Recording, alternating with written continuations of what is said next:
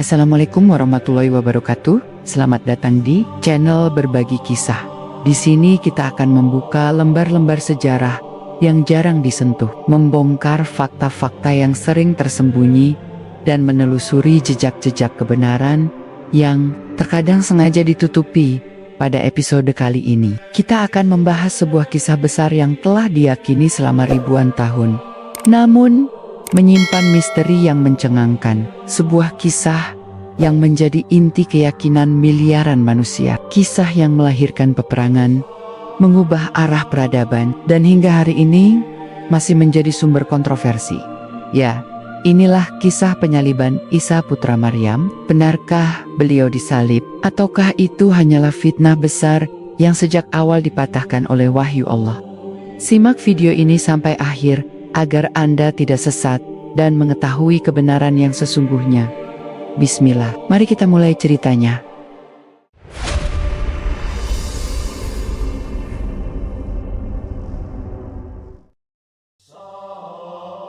Sejarah seringkali tampak seperti garis lurus yang mudah dibaca. Nama, tahun, peristiwa, lalu selesai. Namun ketika kita menyelami lebih dalam, kadang yang kita anggap pasti justru berubah menjadi misteri. Salah satu peristiwa yang hingga kini masih menyisakan kontroversi adalah penyaliban yang dikaitkan dengan Nabi Isa putra Maryam. Peristiwa yang selama berabad-abad dipahami sebagai kebenaran mutlak dalam tradisi Kristen, ternyata dalam catatan sejarah Islam justru menyimpan rahasia yang mencengangkan. Sebuah rahasia yang tidak hanya menyingkap perbedaan keyakinan, tetapi juga memperlihatkan bagaimana Allah menjaga para utusannya dari makar musuh yang hendak membunuhnya.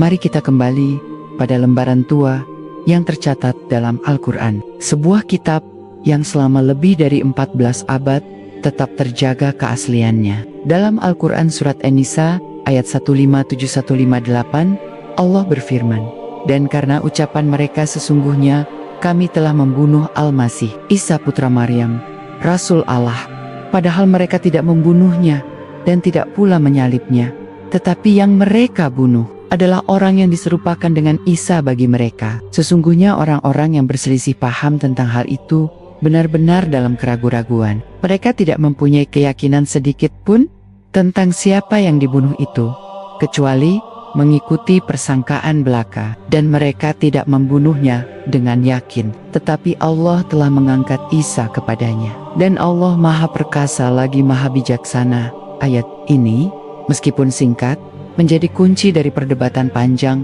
yang terus bergema hingga hari ini. Di satu sisi, kaum Yahudi di masa itu merasa telah berhasil menyalib Isa, meyakini bahwa mereka sudah menuntaskan perlawanan terhadap seorang nabi yang mereka anggap mengancam otoritas mereka. Di sisi lain, tradisi Kristen berkembang dengan keyakinan bahwa penyaliban benar-benar terjadi, bahkan dijadikan fondasi teologisis utama bahwa Isa atau Yesus menurut keyakinan mereka wafat di tiang salib untuk menebus dosa manusia. Tetapi Islam datang dengan riwayat yang berbeda sama sekali, sebuah riwayat yang tidak hanya membantah, tetapi juga membongkar adanya rekayasa besar yang dilakukan pada hari itu.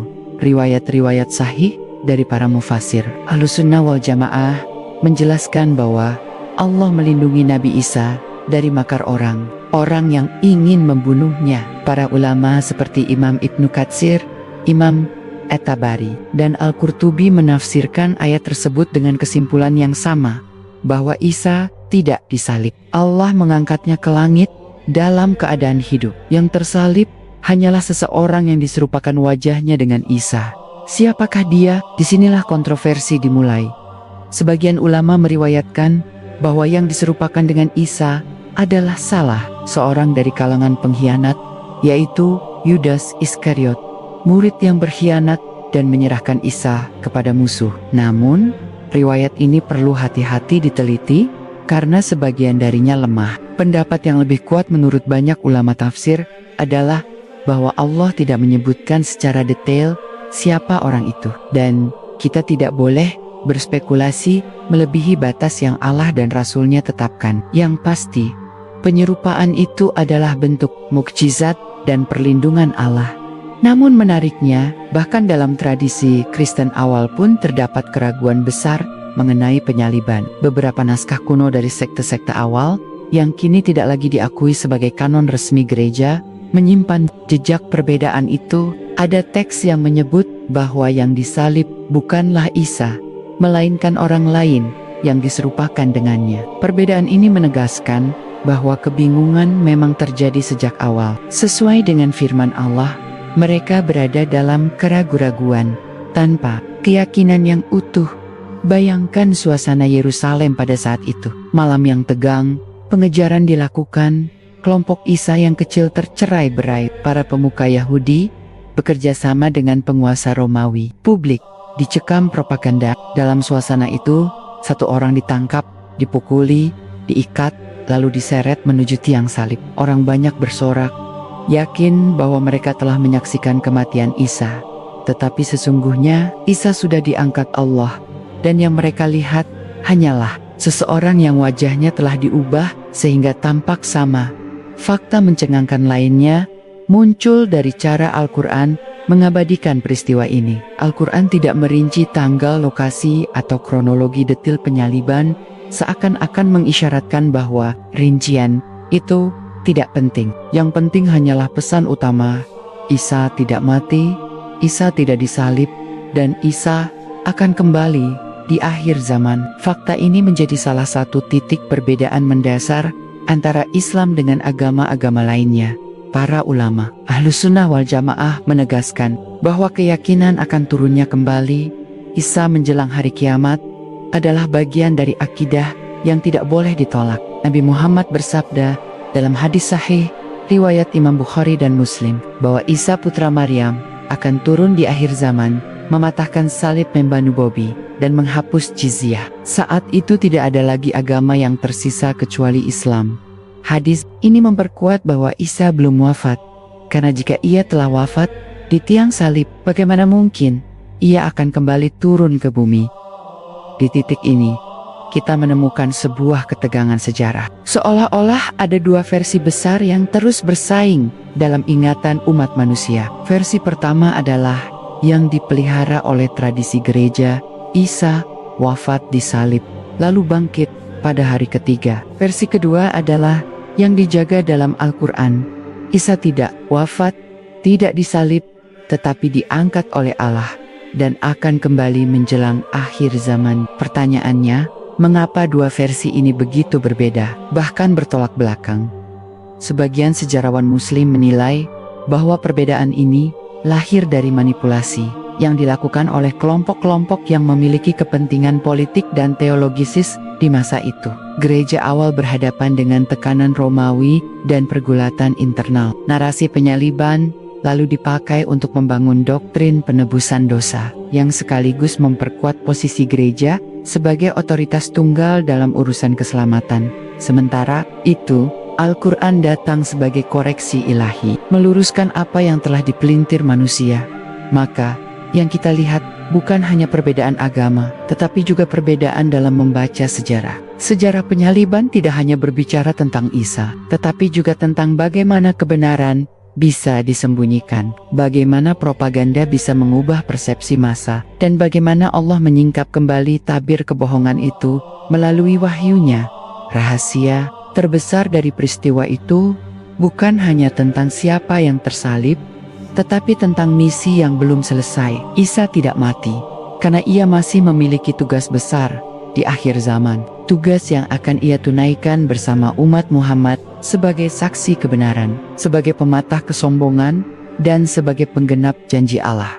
Narasi inilah yang akan kita terus telusuri dalam dokumenter ini. Dari riwayat-riwayat sahih dari penafsiran ulama Ahlussunnah wal Jamaah hingga ke jejak-jejak sejarah yang jarang terungkap. Sebuah perjalanan panjang menyingkap misteri penyaliban, sebuah kisah yang lebih dari sekadar perbedaan keyakinan, melainkan cermin dari bagaimana kebenaran dan kebohongan bertarung dalam panggung sejarah manusia.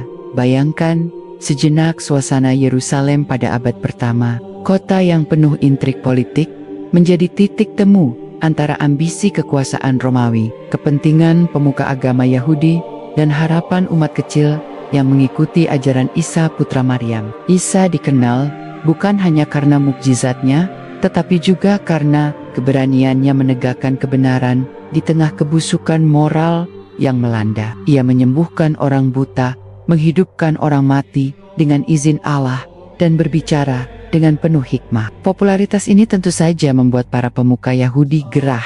Mereka merasa otoritas mereka terancam. Rencana jahat pun disusun. Mereka bersekongkol dengan penguasa Romawi untuk menyingkirkan Isa. Tuduhan pun diarahkan. Isa dianggap penghasut, pemberontak, bahkan dianggap mengaku sebagai raja. Tuduhan yang sangat serius di hadapan Kekaisaran Romawi. Dalam kondisi inilah konspirasi penyaliban dirancang. Namun, rencana manusia selalu terbatas, sedangkan kehendak Allah tidak dapat digagalkan. Riwayat sahih dalam Al-Quran memberi keterangan bahwa Isa tidak terbunuh, tidak tersalib, tetapi diangkat Allah ke langit. Kata Rafa yang digunakan dalam ayat tersebut berarti diangkat dengan tubuh dan ruhnya sekaligus. Ulama besar seperti Ibnu Katsir menegaskan hal ini dalam tafsirnya, menolak keras anggapan bahwa Isa hanya diangkat secara ruhani. Tidak, ia diangkat secara nyata, sehingga musuh tidak dapat menyentuhnya. Namun, disinilah letak ketegangan sejarah itu. Jika Isa benar-benar diangkat, lalu siapa yang tersalib? Fakta ini menjadi teka-teki yang mengguncang. Sebagian tafsir menyebut bahwa orang itu adalah salah satu pengikut Isa yang berkhianat, Eira, yang mengatakan dialah Yudas, murid yang menyerahkan Isa kepada para pemuka Yahudi. Tetapi para ulama Ahlus Sunnah menegaskan, siapapun dia, yang jelas wajahnya diserupakan dengan Isa oleh kehendak Allah. Peristiwa itu menjadi bukti bahwa Allah dapat membalikkan makar musuh dengan cara yang tidak mereka duga. Menariknya, Al-Quran menyatakan bahwa kaum Yahudi hanya menyangka telah membunuh Isa.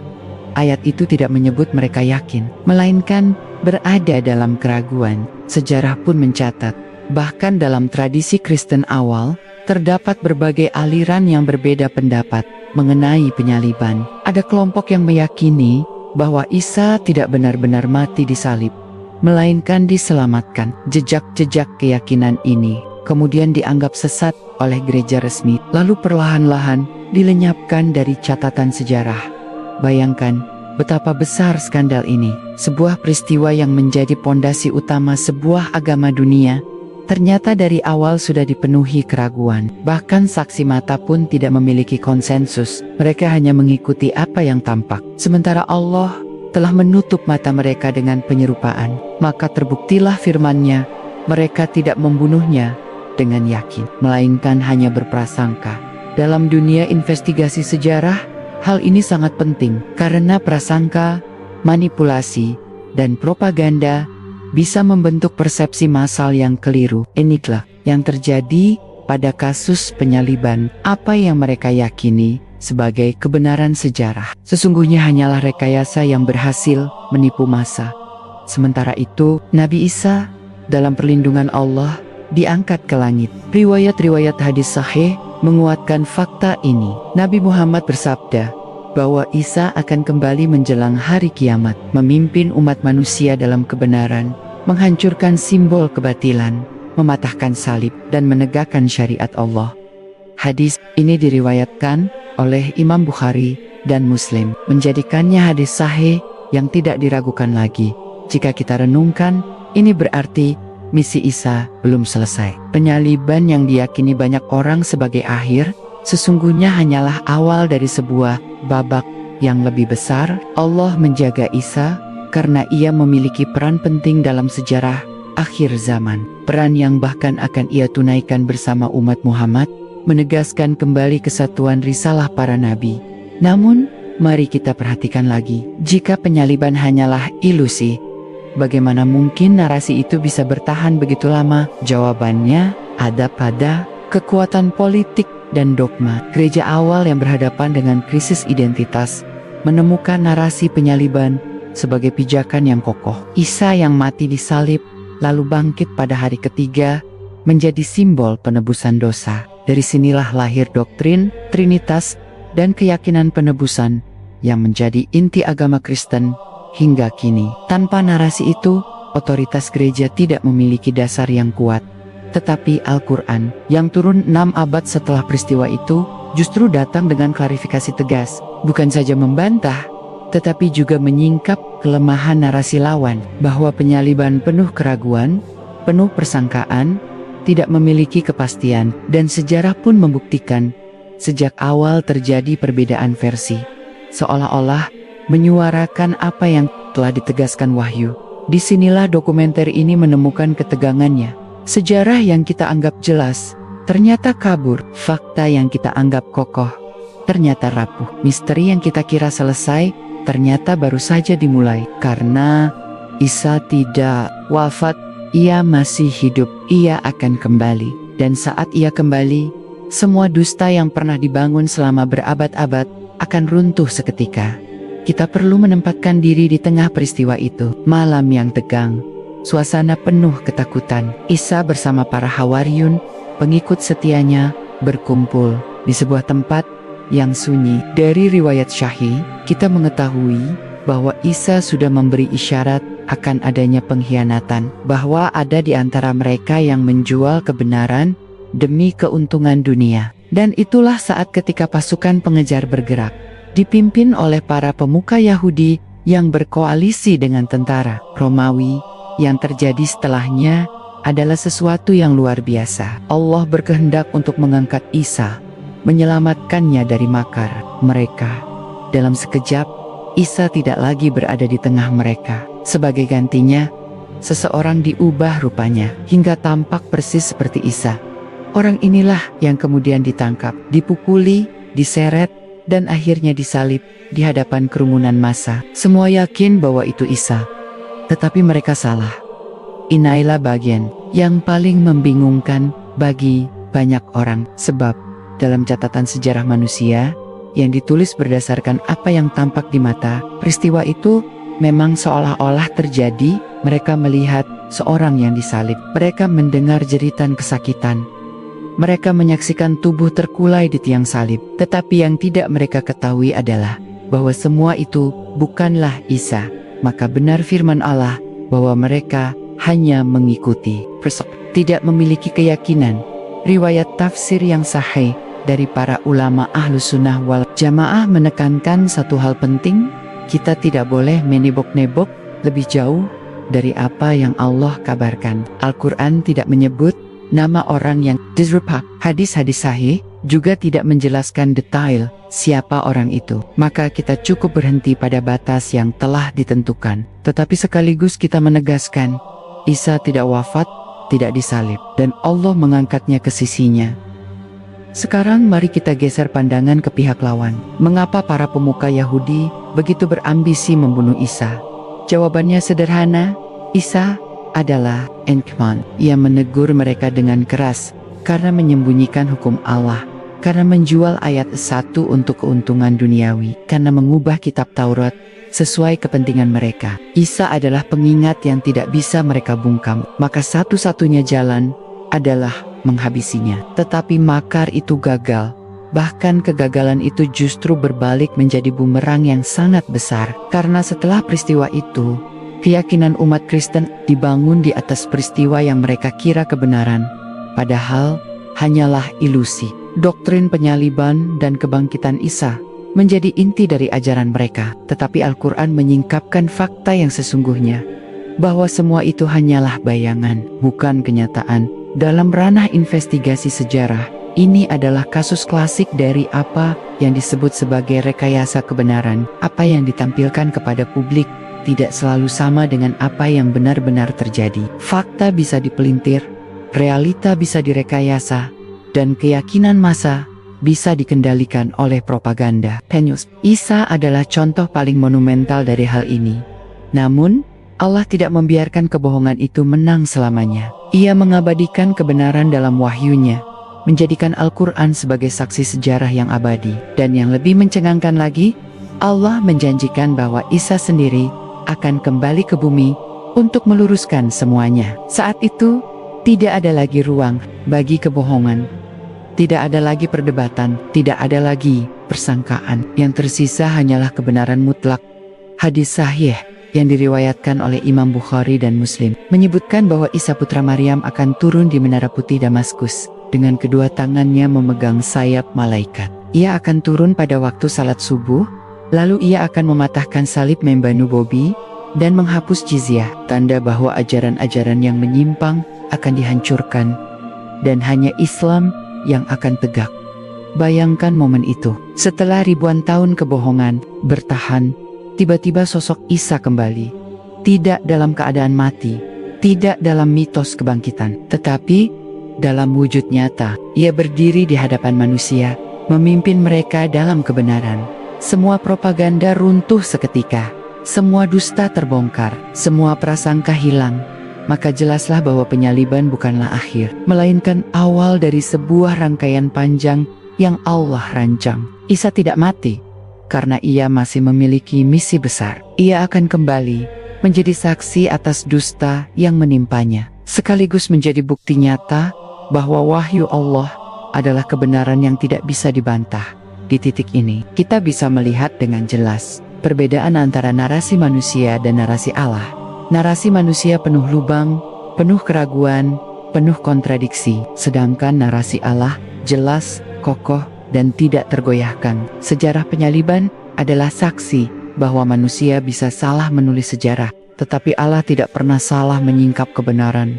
Dan inilah yang menjadikan kisah ini begitu menegangkan, karena kita sedang berhadapan dengan peristiwa yang bukan sekadar perbedaan agama, tetapi juga benturan antara fakta dan ilusi, antara wahyu dan propaganda, antara kebenaran dan kebohongan yang diwariskan lintas generasi. Semakin kita menggali, semakin kita sadar bahwa peristiwa itu menyimpan banyak rahasia yang belum terungkap, dan rahasia itu tidak berhenti di masa lalu. Rahasia itu masih menunggu penyelesaiannya di masa depan. Ketika Isa kembali, ketika segala tabir tersingkap, ketika sejarah menemukan titik akhirnya, setelah peristiwa penyaliban palsu itu yang berkembang di antara masyarakat Yahudi dan Romawi, segera dikukuhkan menjadi kebenaran resmi. Orang banyak yakin bahwa Isa telah mati di tiang salib. Kabar itu menyebar dengan cepat, menjadi senjata propaganda bagi mereka yang membenci Isa. Tetapi justru dari situlah lahir paradoks besar dalam sejarah. Karena apa yang mereka yakini sebagai kemenangan, sesungguhnya adalah kekalahan yang sangat memang. Mereka mengira berhasil membunuh seorang nabi, padahal yang mereka lakukan hanyalah menyalib seorang yang wajahnya diserupakan. Sementara Isa telah diangkat oleh Allah, selamat dari makar mereka. Al-Quran menyingkap fakta ini dengan bahasa yang sangat tegas. Tidak ada ruang bagi keraguan. Allah berfirman, dan Allah mengangkat Isa kepadanya. Kalimat ini sederhana, tetapi penuh makna. Ia bukan hanya sekadar penyelamatan, melainkan juga pengangkatan derajat. Isa tidak mati dengan cara hina, tetapi dimuliakan oleh Allah. Dan pengangkatan ini menjadi jembatan menuju tugas besar yang masih menanti di akhir zaman. Riwayat sahih dari Rasulullah menegaskan bahwa Isa masih hidup di sisi Allah. Ia akan turun kembali menjelang kiamat, menjadi tanda bahwa dunia akan segera berakhir. Saat itulah Isa akan menghancurkan salib, simbol kebohongan yang dipaksakan selama berabad-abad. Ia akan membunuh babi, menandakan berakhirnya penyimpangan hukum. Ia akan menghapus jizyah, karena pada masa itu tidak ada lagi agama selain Islam. Semua manusia akan tunduk pada satu kebenaran. Tetapi sebelum sampai pada momen itu, kita harus memahami mengapa peristiwa penyaliban bisa begitu melekat dalam sejarah manusia. Jawabannya adalah karena kekuatan propaganda dan manipulasi teologisis. Gereja awal yang lahir dari perpecahan umat Isa sendiri menghadapi dilema besar. Bagaimana menjelaskan kegagalan yang tampak jelas di mata umat? Mereka butuh narasi yang bisa menyatukan, yang bisa mengubah kekalahan menjadi kemenangan. Maka lahirlah doktrin penyaliban sebagai penebusan dosa. Dengan menjadikan Isa sebagai korban suci yang mati demi manusia, mereka membalikan makna dari sebuah tragedi. Apa yang seharusnya dipandang sebagai penghinaan, mereka angkat sebagai kemuliaan. Apa yang seharusnya menunjukkan kegagalan manusia, mereka jadikan dasar keselamatan. Inilah titik di mana sejarah bercabang, melahirkan dua narasi yang berbeda 180 derajat. Islam dengan wahyu yang datang 6 abad kemudian menolak mentah-mentah narasi itu. Al-Quran tidak hanya membantah, tetapi juga menyingkap kelemahan mendasarnya, bahwa penyaliban penuh keraguan, mereka sendiri tidak yakin, mereka hanya mengikuti prasangka. Dan sejarah awal kekristenan membuktikan itu, karena terdapat banyak sekte yang berbeda pandangan tentang penyaliban. Ada yang menolak, ada yang ragu. Ada pula yang meyakini kebangkitan hanya dalam makna spiritual, bukan fisik. Namun, seiring berjalannya waktu, suara-suara yang berbeda itu dibungkam. Gereja resmi yang didukung oleh Kekaisaran Romawi memilih satu versi tunggal Isa mati disalib, lalu bangkit. Semua pandangan lain dianggap sesat, dilarang, bahkan dihancurkan. Kitab-kitab yang berbeda dibakar, pengikut aliran lain dikejar, dan perlahan-lahan hanya tersisa satu narasi. Inilah yang kita kenal hari ini sebagai doktrin utama agama Kristen, tetapi di balik semua itu, jejak kebenaran tidak pernah benar-benar hilang. Jejak itu tersisa dalam Al-Quran yang turun melalui Rasul terakhir, Muhammad. Jejak itu tersisa dalam hadis-hadis sahih yang menjelaskan turunnya kembali Isa di akhir zaman. Dan jejak itu bahkan masih bisa ditemukan dalam catatan sejarah awal yang jarang dibuka. Maka, yang kita hadapi di sini bukan hanya sebuah perbedaan agama, tetapi sebuah konspirasi sejarah. Sebuah rekayasa yang berhasil mengubah wajah dunia, tetapi tidak mampu mengubah kebenaran yang dijaga Allah. Dan tugas kita adalah membuka kembali lembaran itu, menyingkap tabir yang telah menutupi fakta selama berabad-abad. Mari kita bayangkan sejenak, jika Isa tidak mati, jika ia masih hidup dan akan kembali, maka seluruh narasi tentang penebusan dosa runtuh seketika. Tidak ada penyaliban, tidak ada kebangkitan, dan tidak ada penebusan. Yang ada hanyalah risalah tauhid yang sama dibawa oleh semua nabi, bahwa hanya Allah yang berhak disembah, dan manusia bertanggung jawab atas dosanya sendiri.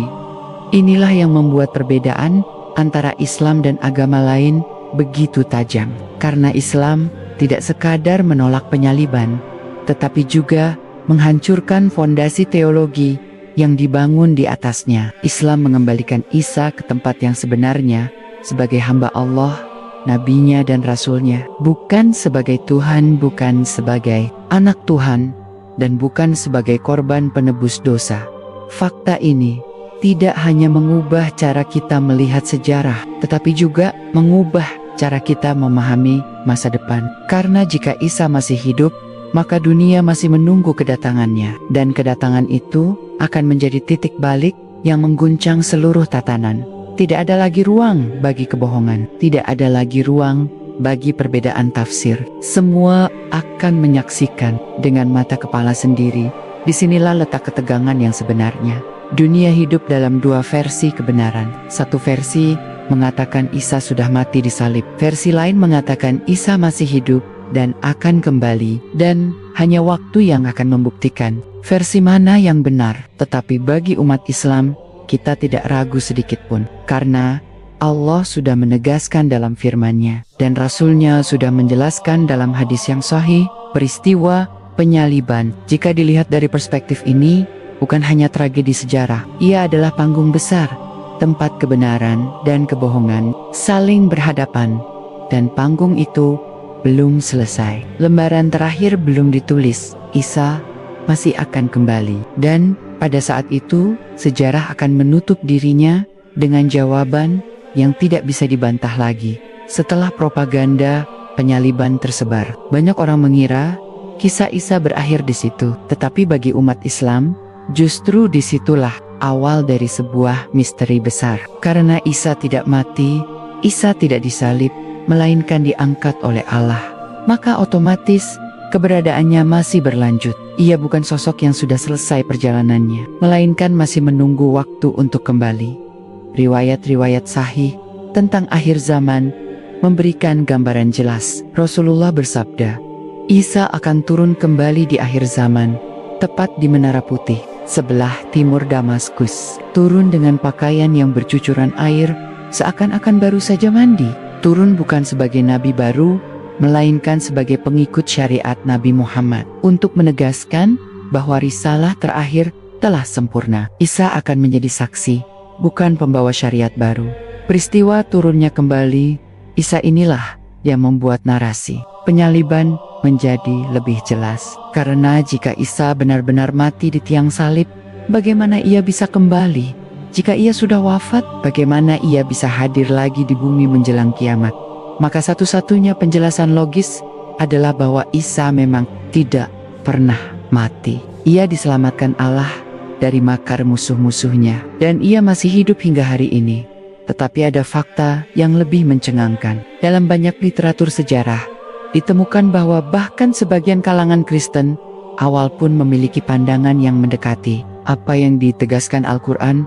Ada sekte-sekte yang menolak penyaliban. Ada yang mengatakan bahwa Isa tidak mati, melainkan diangkat. Namun pandangan ini akhirnya terkubur oleh dominasi gereja yang mengusung doktrin penyaliban. Sejarah mencatat, konsili-konsili besar gereja secara sistematis menyingkirkan naskah dan ajaran yang berbeda, agar hanya satu versi yang diakui.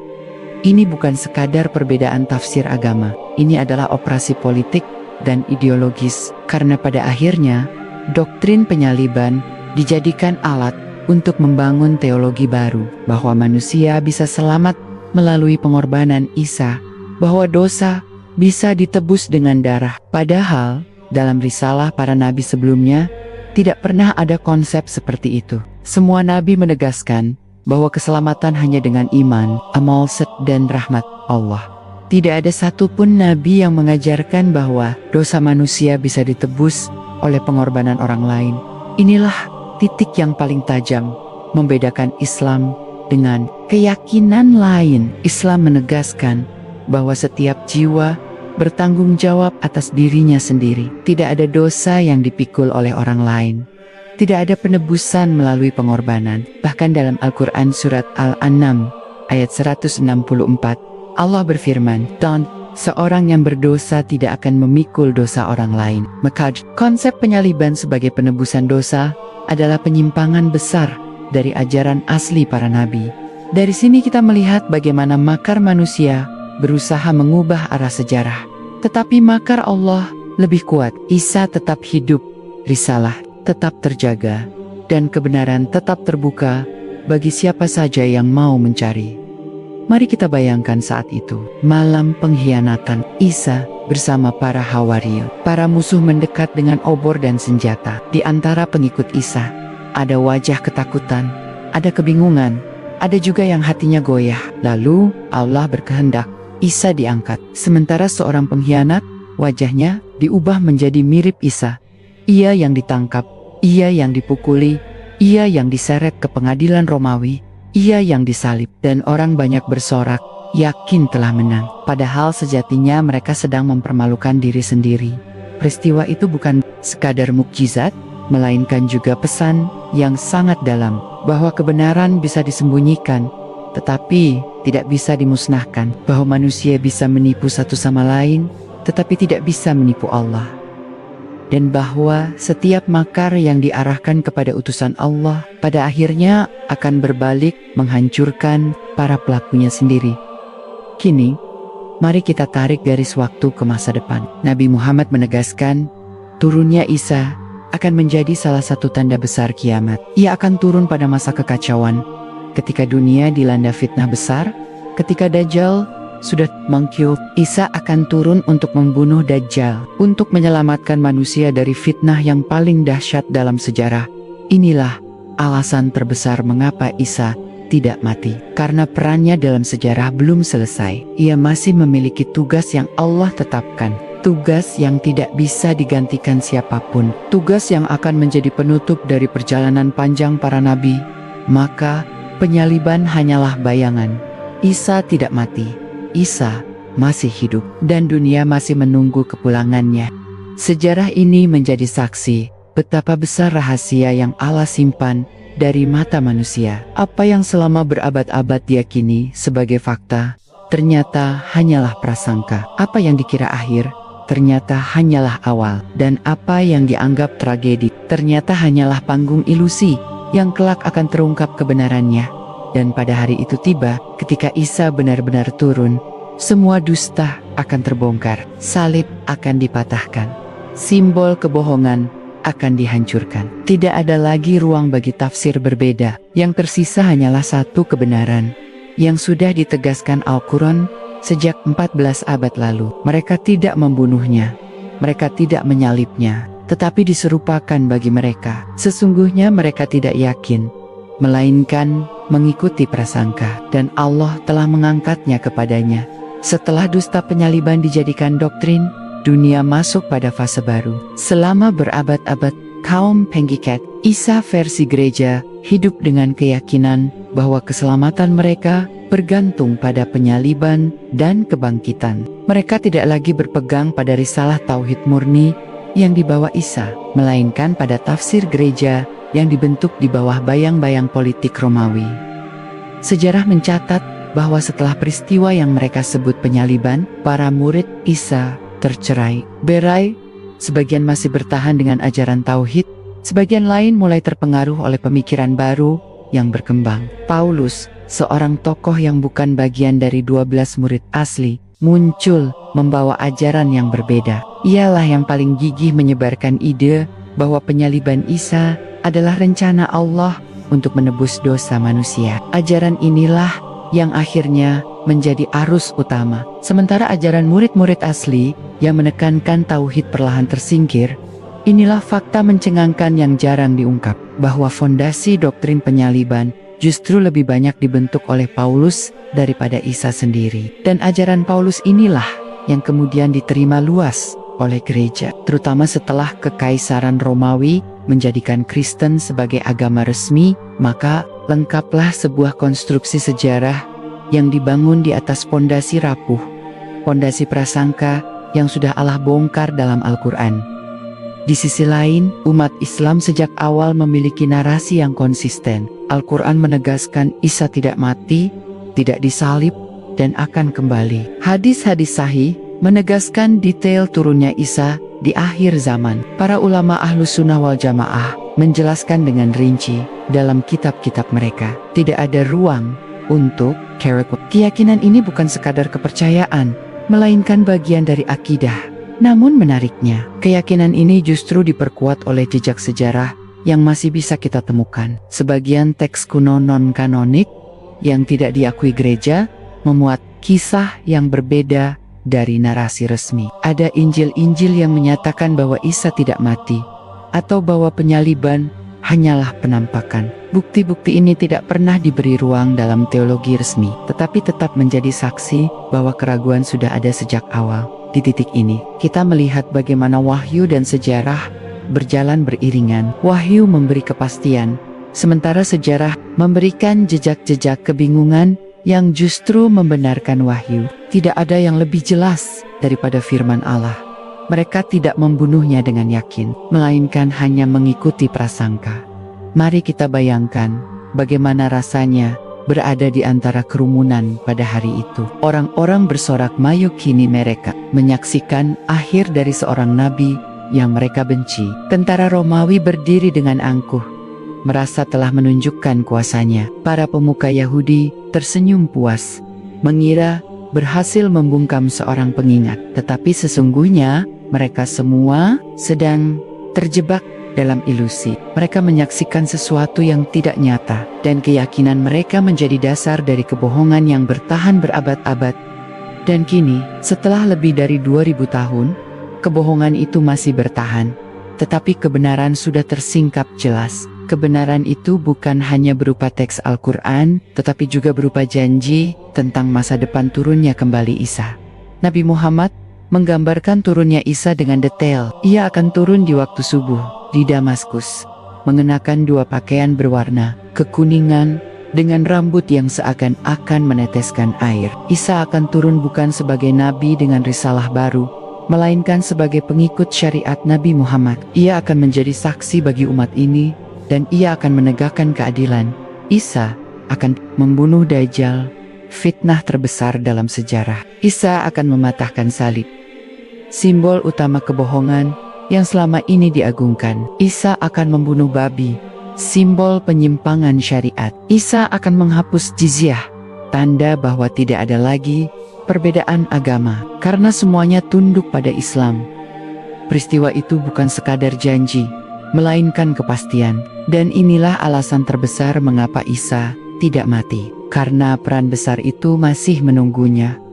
Karena sejarah belum selesai, karena panggung akhir zaman masih menantikan aktornya, kita sering bertanya, mengapa Allah membiarkan kebohongan penyaliban bertahan begitu lama? Mengapa Allah tidak langsung membongkar semuanya?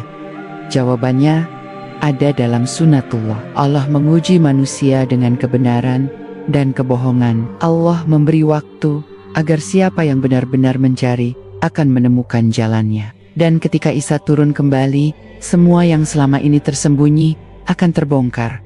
Tidak ada lagi ruang bagi propaganda, tidak ada lagi tempat bagi kebohongan. Maka, sejarah penyaliban bukanlah kisah masa lalu yang selesai. Ia adalah kisah yang masih berjalan, kisah yang menegangkan, karena kita semua adalah bagian darinya. Kita hidup di masa ketika kebohongan itu masih dijadikan pegangan oleh sebagian besar manusia. Tetapi kita juga hidup di masa ketika janji turunnya Isa semakin dekat. Setiap kali kita membaca ayat-ayat Al-Quran tentang penyaliban, setiap kali kita mendengar hadis-hadis tentang turunnya Isa, seakan kita sedang membaca naskah sejarah yang belum sampai ke bab terakhir. Sebuah naskah yang ditulis langsung oleh Allah. Dan kita sedang menunggu saat ketika lembar terakhir itu dibuka. Dan pada hari itu tiba, semua yang dulu disembunyikan akan tampak. Semua yang dulu diyakini akan runtuh. Semua yang dulu dipertahankan dengan propaganda akan hancur di hadapan kenyataan. Isa akan berdiri di tengah manusia, bukan sebagai korban penyaliban, tetapi sebagai saksi kebenaran. Satu hal yang sering luput dari perhatian adalah bahwa sejarah penyaliban bukan sekadar soal keyakinan agama, tetapi juga proyek besar dalam manipulasi narasi.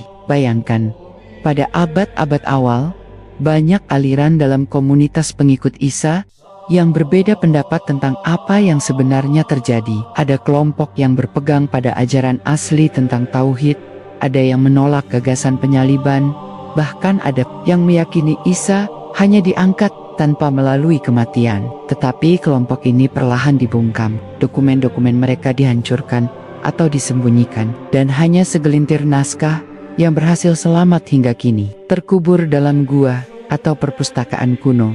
Disinilah letak misterinya, mengapa ajaran asli Isa yang begitu menekankan tauhid justru disingkirkan, mengapa narasi penyaliban yang penuh kontradiksi justru dipaksakan sebagai kebenaran resmi. Jawabannya jelas, karena ada kepentingan besar di baliknya. Penyaliban dijadikan fondasi bagi doktrin yang memberi gereja kekuasaan luar biasa atas umatnya, dengan keyakinan bahwa keselamatan hanya bisa diperoleh melalui penyaliban. Manusia diarahkan untuk tunduk, bukan hanya kepada Allah tetapi kepada institusi yang mengklaim sebagai wakil Allah di bumi. Ulama Ahlus Sunnah wal Jamaah sejak dahulu menegaskan bahwa inilah bentuk tahrif atau penyimpangan yang Allah sebut dalam Al-Quran. Tahrif bukan sekadar mengubah teks, tetapi juga mengubah makna, menyelewengkan tafsir, dan menutupi kebenaran dengan kebohongan. Dan sejarah penyaliban adalah contoh paling nyata dari tahrif yang sistematis. Namun, yang lebih mengejutkan, tahrif ini justru berbalik menjadi bukti. Karena ketika Al-Quran turun dan menegaskan bahwa Isa tidak disalib, orang-orang yang jujur meneliti mendapati bahwa memang sejak awal terdapat keraguan besar dalam kisah penyaliban. Riwayat-riwayat berbeda, saksi-saksi tidak sepakat, detail-detail peristiwa tidak konsisten. Bahkan dalam Injil yang diakui gereja, ada banyak perbedaan mencolok tentang apa yang sebenarnya terjadi pada hari itu.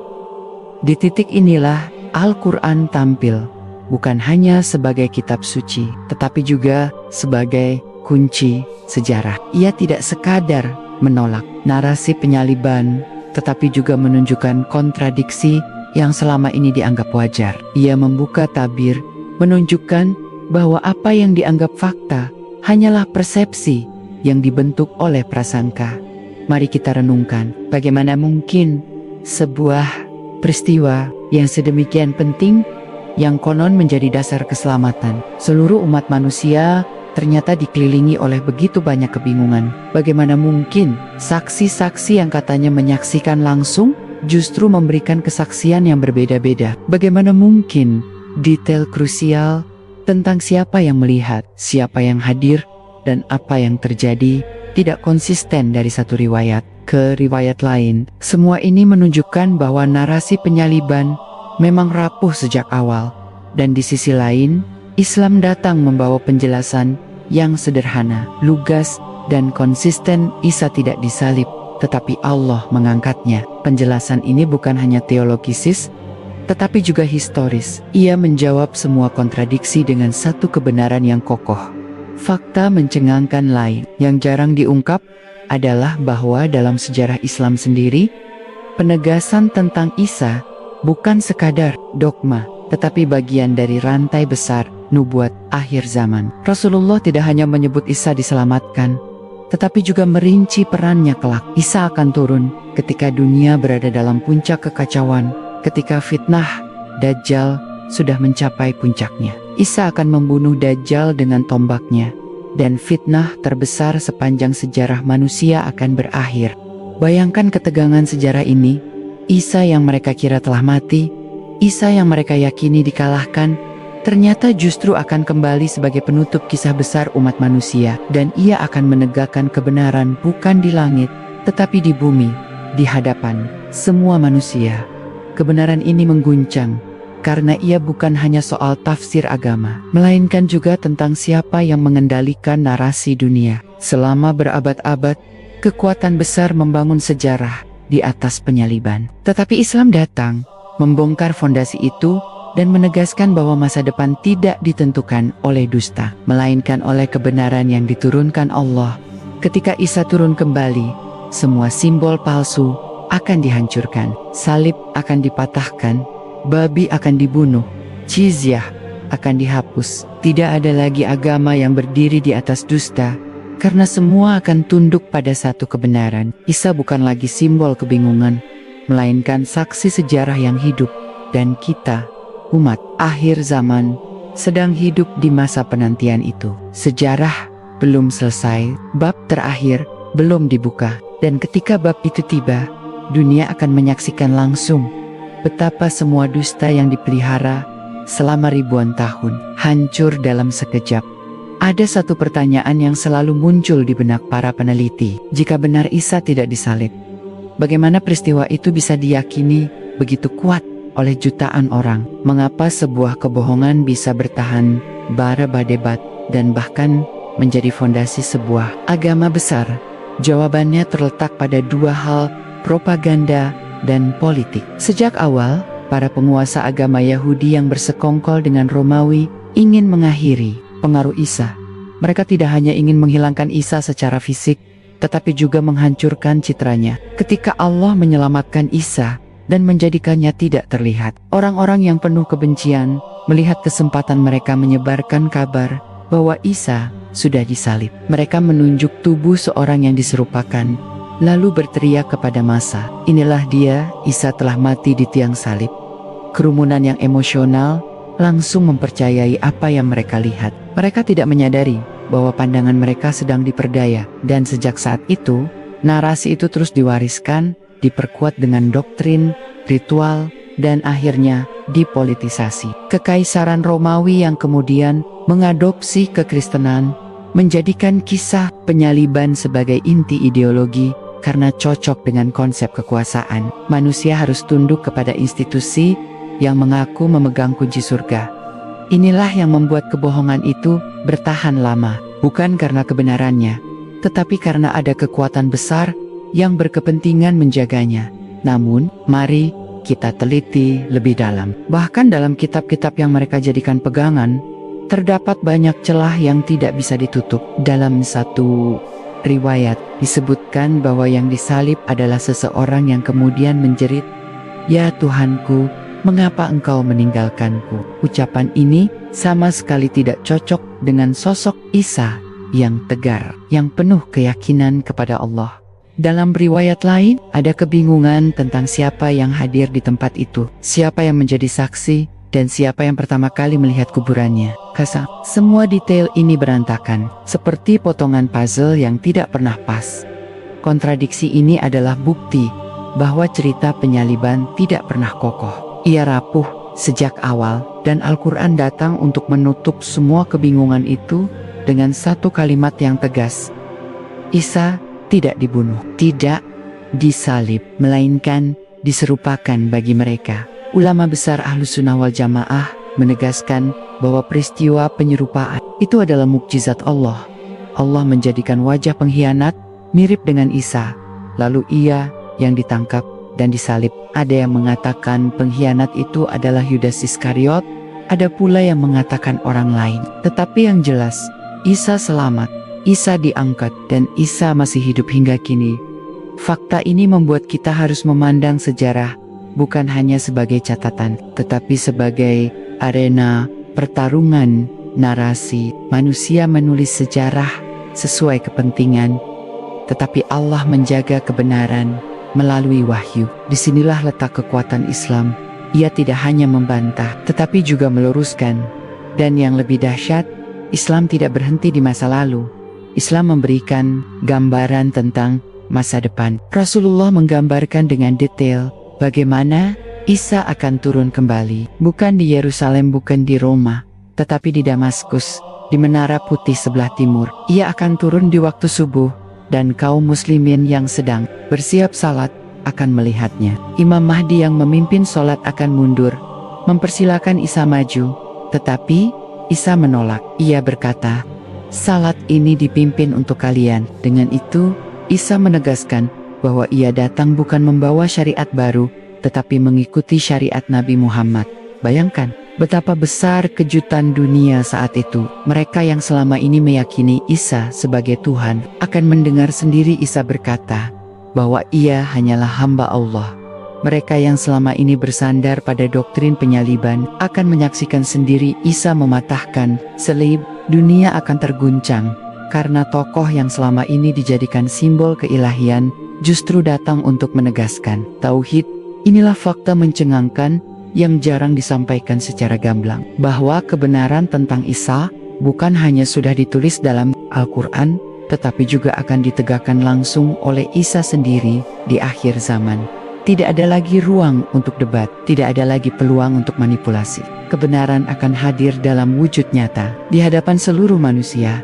Sampai hari itu tiba, kita hidup dalam bab sejarah yang penuh ketegangan. Kita menyaksikan bagaimana dunia masih dipenuhi simbol salib, bagaimana jutaan orang masih percaya pada kisah yang keliru, bagaimana kebohongan itu masih dijadikan fondasi peradaban. Tetapi kita juga memegang janji Allah bahwa kebohongan tidak akan bertahan selamanya. Sejarah penyaliban dengan segala kontroversinya bukan sekadar kisah lama, ia adalah bukti bagaimana manusia bisa tertipu oleh prasangka, bagaimana kebohongan bisa diangkat menjadi kebenaran palsu, dan bagaimana hanya wahyu yang bisa meluruskan jalan. Isa tidak mati, Isa tidak disalib, Isa masih hidup, dan Isa akan kembali pada hari itu. Sejarah akan menutup lingkarannya, dan manusia akan mengerti bahwa selama ini mereka hidup di bawah bayangan dusta yang panjang. Setiap kali kita menyebut nama Isa, kita tidak sedang berbicara tentang sekadar tokoh sejarah, melainkan tentang sosok yang Allah tetapkan untuk memainkan peran sangat besar dalam perjalanan umat manusia. Isa adalah nabi yang lahir dari rahim Maryam tanpa ayah, dengan mukjizat luar biasa sejak bayi. Ia berbicara di buayan, menyembuhkan orang buta sejak lahir, menghidupkan orang mati dengan izin Allah. Semua ini sudah cukup untuk membuktikan bahwa ia adalah utusan Allah, bukan manusia biasa. Tetapi mengapa justru sosok seperti ini dijadikan korban sebuah dusta besar bernama penyaliban? Jawabannya sederhana, karena kebohongan besar membutuhkan panggung besar. Musuh-musuh Isa tahu, jika mereka berhasil membangun narasi bahwa nabi yang penuh mukjizat ini berakhir tragis, maka mereka bisa mematahkan semangat para pengikutnya. Mereka bisa meruntuhkan keyakinan tauhid yang diajarkan Isa, lalu menggantinya dengan ajaran baru yang lebih mudah dikendalikan. Namun disinilah mereka salah langkah, karena makar Allah selalu lebih kuat. Isa tidak mati, melainkan diangkat, dan sejak saat itu mereka terjebak dalam kebohongan yang mereka ciptakan sendiri. Mereka berpegang pada kisah yang penuh kontradiksi, sementara Allah menjaga kebenarannya.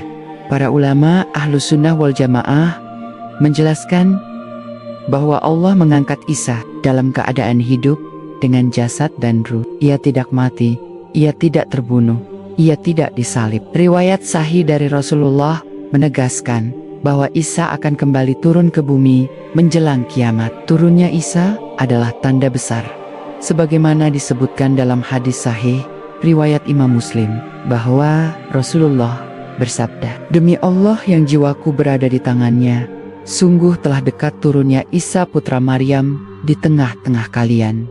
Ia akan menjadi hakim yang adil. Ia akan menghancurkan salib Membanu Bobi dan menghapus jizyah. Harta akan melimpah hingga tidak ada seorang pun yang mau menerimanya."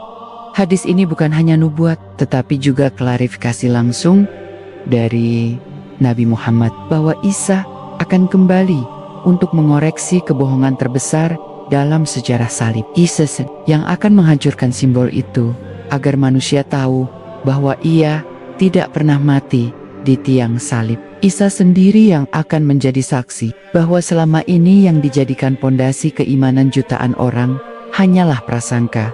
Lebih jauh lagi, Rasulullah menggambarkan detail tentang saat turunnya Isa.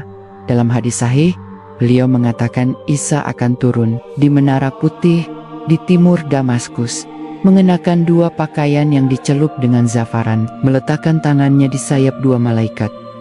Rambutnya seolah-olah meneteskan air. Ketika ia mengangkat kepalanya, butiran seperti mutiara jatuh.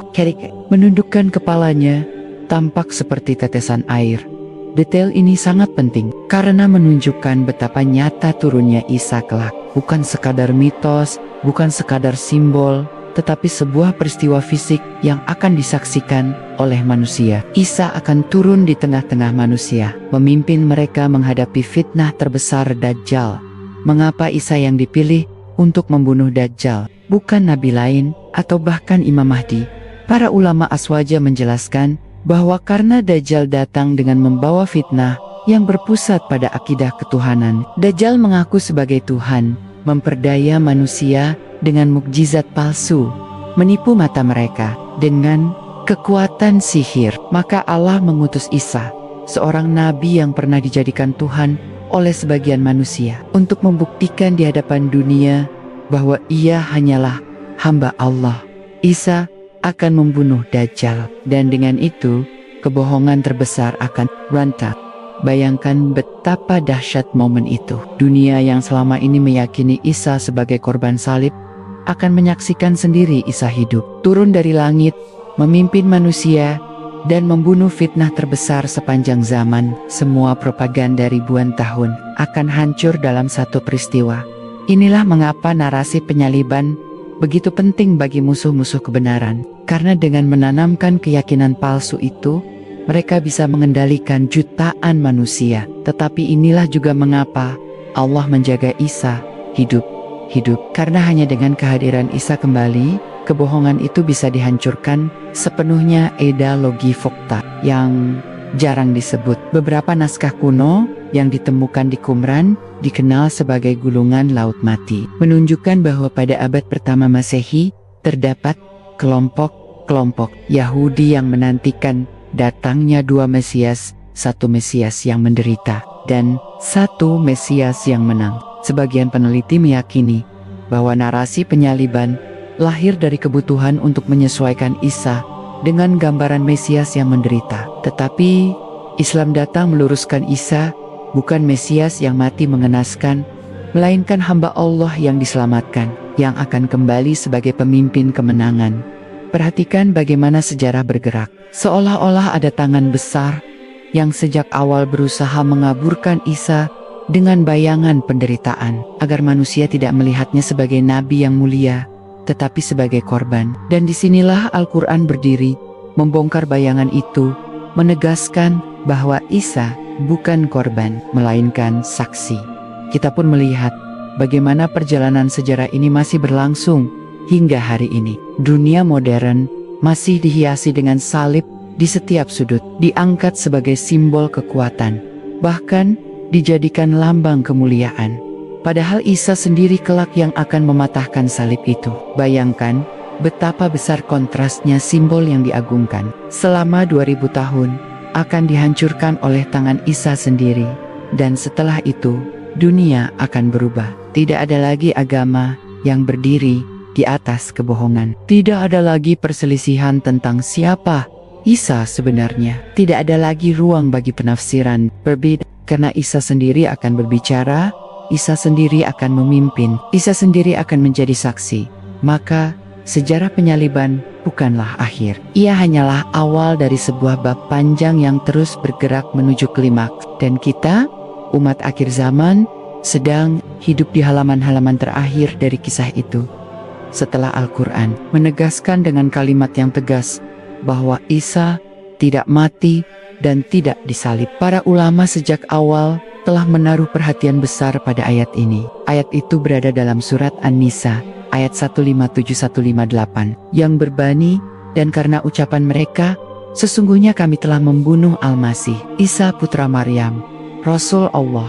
Padahal mereka tidak membunuhnya dan tidak menyalibnya, tetapi yang diserupakan bagi mereka. Dan sesungguhnya orang-orang yang berselisih paham tentang hal itu benar-benar dalam keraguan-raguan. Mereka tidak mempunyai keyakinan tentang siapa yang dibunuh itu, kecuali mengikuti dugaan belaka. Mereka tidak yakin telah membunuhnya. Tetapi Allah telah mengangkat Isa kepadanya, dan Allah Maha Perkasa, Maha Bijaksana. Ayat ini menjadi pusat perdebatan sepanjang sejarah. Tetapi bagi para ulama aswaja, ayat ini adalah bukti paling kuat yang membatalkan seluruh narasi penyaliban. Imam Al-Tabari dalam tafsirnya menjelaskan bahwa makna syubihah lahum yang diserupakan bagi mereka adalah Allah menjadikan rupa orang lain mirip dengan Isa, sehingga mereka menyangka itulah Isa. Al-Tabari meriwayatkan dari beberapa sahabat dan tabi'in bahwa sosok yang diserupakan itu adalah pengkhianat yang menunjukkan jalan kepada tentara untuk menangkap Isa. Maka Allah menjadikan wajahnya serupa Isa, dan ialah yang akhirnya ditangkap, dihina, dan disalib. Ibnu Katsir, ulama besar tafsir dari abad ke-8 Hijriah, menegaskan hal yang sama dalam tafsir Al-Quran Al-Ozim. Ia menyebutkan bahwa yang diangkat adalah Isa, sedangkan yang disalib hanyalah sosok yang diserupakan. Ibnu Katsir bahkan mengutip banyak riwayat dari sahabat yang menolak keras klaim kematian Isa. Bagi Ibnu Katsir, ayat ini adalah bukti nyata kemuliaan Isa dan bukti bahwa makar musuh-musuhnya gagal total.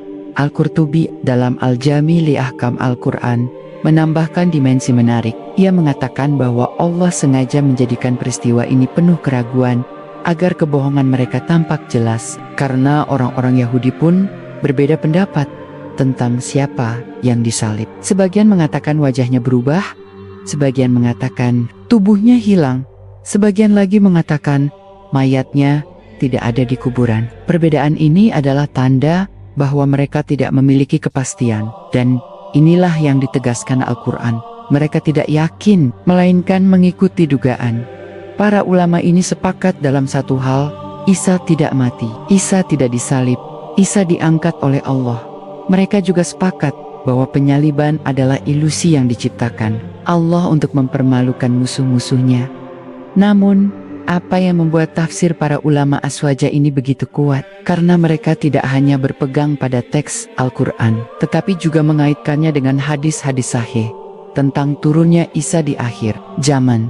Dalam logika mereka, jika Isa benar-benar sudah wafat, bagaimana mungkin ia akan turun kembali? Bukankah Allah berfirman bahwa setiap manusia pasti merasakan mati sekali?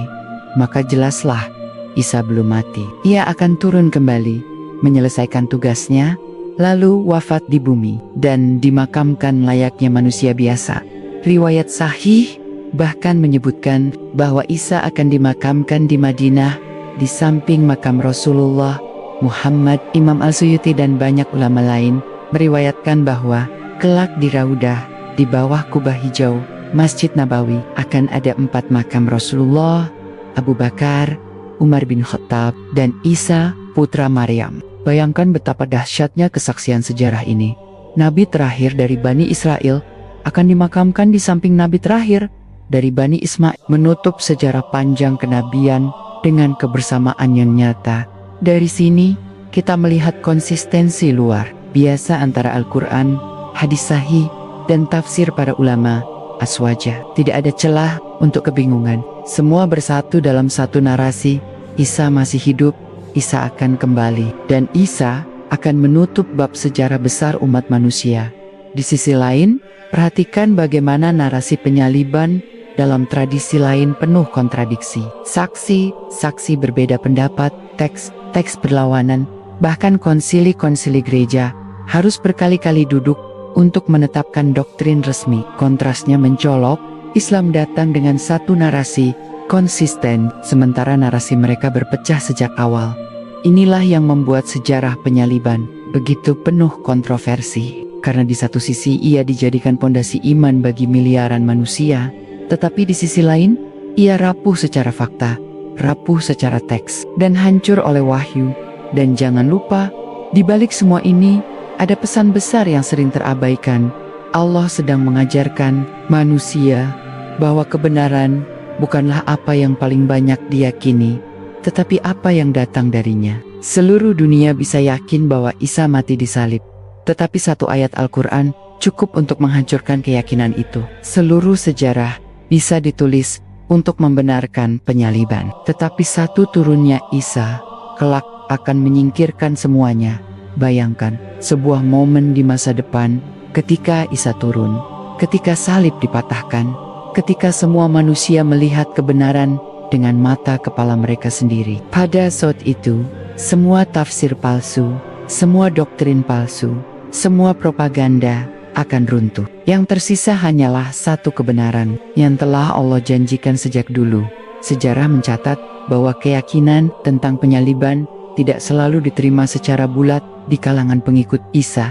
Pada abad-abad pertama setelah Isa diangkat, terdapat banyak aliran dan sekte yang berbeda pandangan. Sebagian masih berpegang teguh pada tauhid murni, sebagian menolak keras gagasan bahwa Isa mati di tiang salib. Salah satu kelompok yang terkenal adalah kaum Ebionit, yaitu pengikut Isa yang tetap berpegang pada syariat Taurat dan menolak ketuhanan Isa.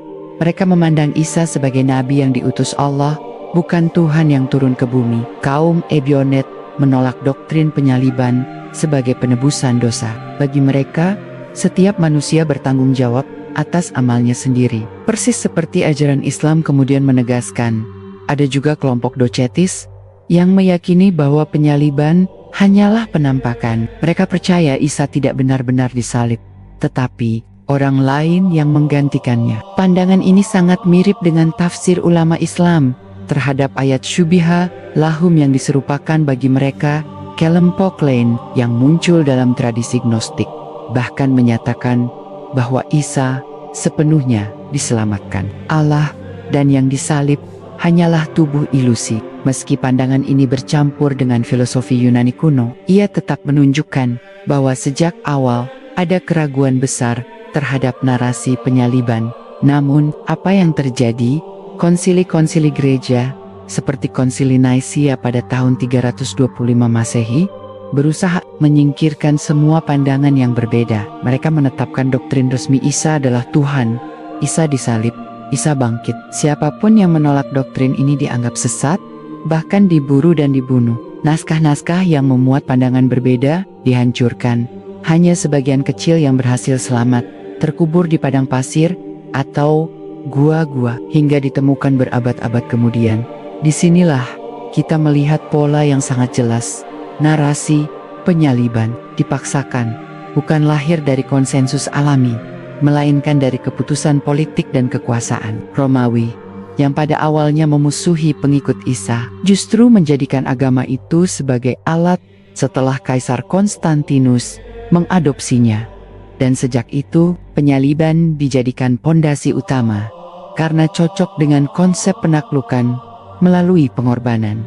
Sekarang mari kita hubungkan dengan nubuat Rasulullah tentang akhir zaman. Nabi Muhammad menegaskan bahwa Isa akan turun untuk membatalkan seluruh doktrin palsu itu. Isa akan menghancurkan salib, simbol utama kebohongan yang dijadikan lambang selama ribuan tahun. Isa akan membunuh babi, simbol penyimpangan syariat. Isa akan menghapus jizyah, karena pada saat itu, semua agama akan tunduk kepada Islam.